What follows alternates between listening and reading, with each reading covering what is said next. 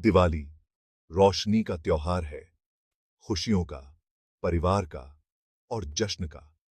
ये एक नई शुरुआत का समय है, उम्मीदों का और समृद्धि का। लेकिन इन पटाखों के पीछे, इस रौनक के पीछे एक काला राज छुपा है, एक क्रूर प्रथा जो इस खुशी के मौके पर साया करती है। हर साल जैसे ही दिवाली नजदीक आती है, एक खामोश त्रासदी अंधेरे में घटित होती है। उल्लू, रात के ये रहस्यमय प्राणी, अंधविश्वास और लालच का शिकार बन जाते हैं। उन्हें उनके घरों से उठा लिया जाता है, पिंजरे में बंद कर दिया जाता है और गैर कानूनी बाजारों में बहुत महंगे दामों पर बेच दिया जाता है। भाग्य के इस क्रूर खेल में फंसकर बुद्धि और ज्ञान के ये प्रतीक धन और सौभाग्य के साथ उनके कथित जुड़ाव के लिए शोषित होते हैं। जिस त्योहार पर बुराई पर अच्छाई की जीत का जश्न मनाया जाता है, वही त्योहार इन मासूम जीवों के लिए पीड़ा का समय बन जाता है। ये एक कठोर सच्चाई है कि 21वीं सदी में भी अंधविश्वास एक लंबी काली परछाई डाल सकता है।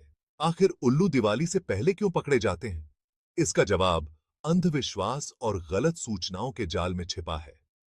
कुछ संस्कृतियों में उल्लू को दुर्भाग्य का सूचक माना जाता है, उनकी उपस्थिति को विनाश से जोड़ा जाता है।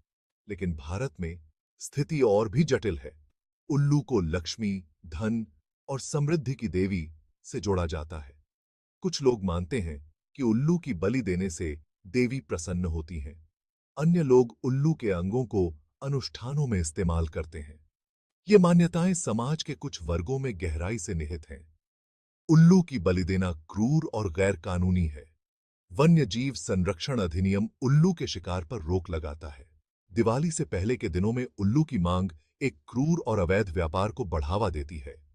तस्कर जंगलों और ग्रामीण क्षेत्रों में जाते हैं, जाल बिछाते हैं और उल्लू को उनके प्राकृतिक आवासों से पकड़ते हैं।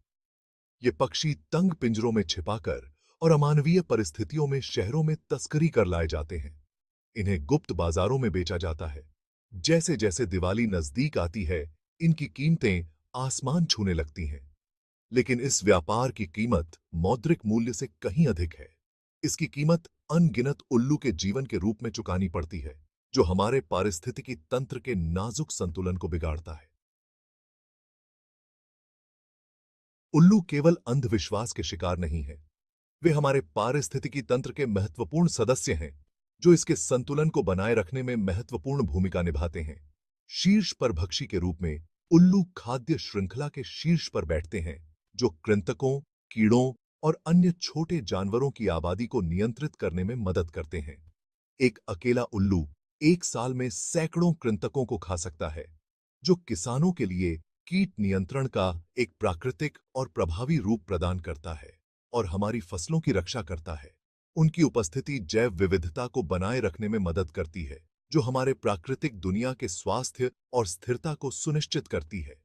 एक भी उल्लू के नुकसान का पूरे पारिस्थितिकी तंत्र पर असर पड़ सकता है, जो उस नाजुक संतुलन को बाधित करता है जिसे प्रकृति ने बनाने में सदियों लगा दिए हैं।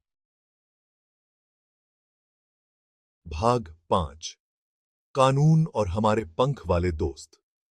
भारत में उल्लू 1972 के वन्यजीव संरक्षण अधिनियम के तहत संरक्षित हैं। यह अधिनियम उल्लू का किसी भी तरह से शिकार करना, फंसाना, व्यापार करना या नुकसान पहुंचाना गैर कानूनी बनाता है। भारत में पाई जाने वाली उल्लू की सभी प्रजातियां इस अधिनियम में शामिल हैं, जो इसे दुनिया में उल्लू संरक्षण के लिए सबसे व्यापक कानूनी ढांचों में से एक बनाता है। अधिनियम इन कानूनों का उल्लंघन करने वालों के लिए कठोर दंड का प्रावधान करता है, जिसमें कारावास और भारी जुर्माना शामिल है। इन कानूनी सुरक्षा के बावजूद जागरूकता और प्रवर्तन की कमी के कारण अवैध व्यापार अंधेरे में फलता फूलता रहता है। कानून प्रवर्तन को मजबूत करने, निगरानी बढ़ाने और अवैध बाजारों पर नकेल कसने के लिए और अधिक प्रयास करने की आवश्यकता है, जहां उल्लू बेचे जाते हैं। लेकिन केवल कानूनी उपाय ही काफी नहीं है। हमें मानसिकता में बदलाव की जरूरत है। अंधविश्वास से वैज्ञानिक समझ में बदलाव की जरूरत है। भाग 6। मिथकों को दूर करना, जागरूकता फैलाना।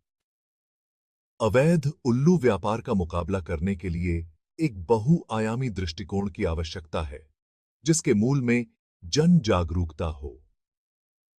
हमें उल्लू के आसपास के मिथकों और भ्रांतियों को दूर करने की जरूरत है, उनके पारिस्थितिक महत्व और उनके कब्जे और व्यापार से होने वाले नुकसान पर प्रकाश डालना होगा।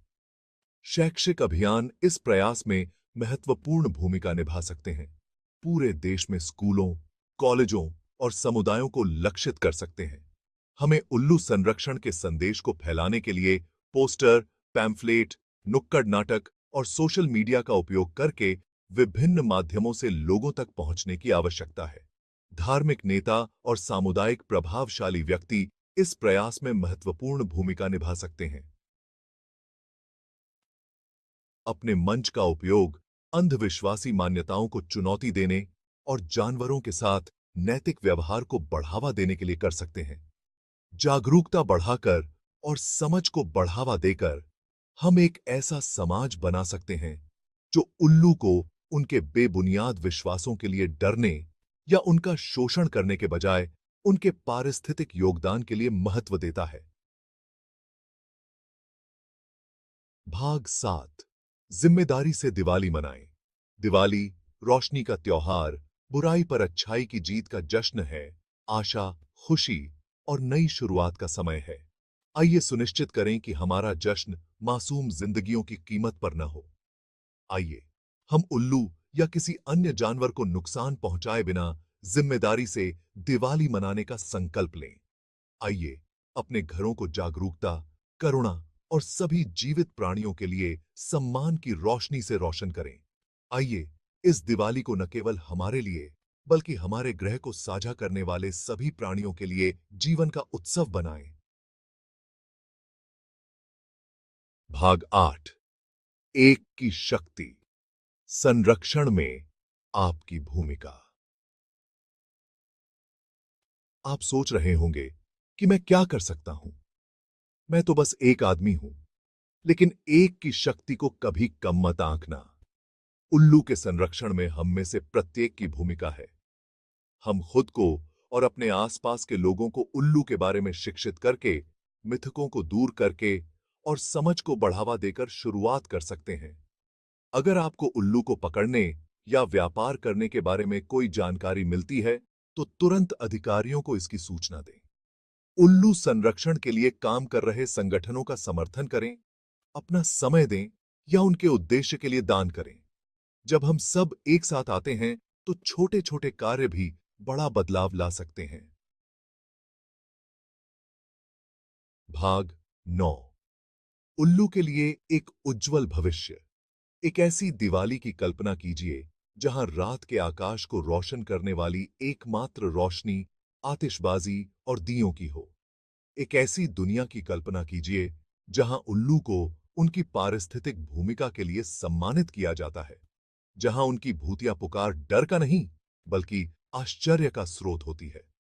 यह वह भविष्य है जिसके लिए हमें प्रयास करने की आवश्यकता है। एक ऐसा भविष्य जहां उल्लू अपने प्राकृतिक आवासों में पनप सकें, उनकी आबादी स्वस्थ स्तर पर बहाल हो सके।